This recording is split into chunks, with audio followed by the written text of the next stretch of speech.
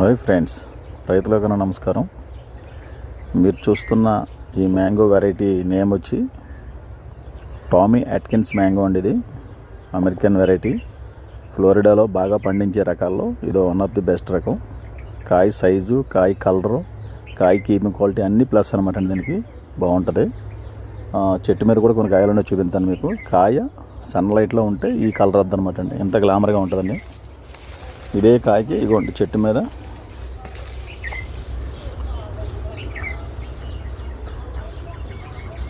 ఇవి Tommy Atkins అండి. ఇవి మంచి కాపు కాస్తుంది, బాగుంటుంది.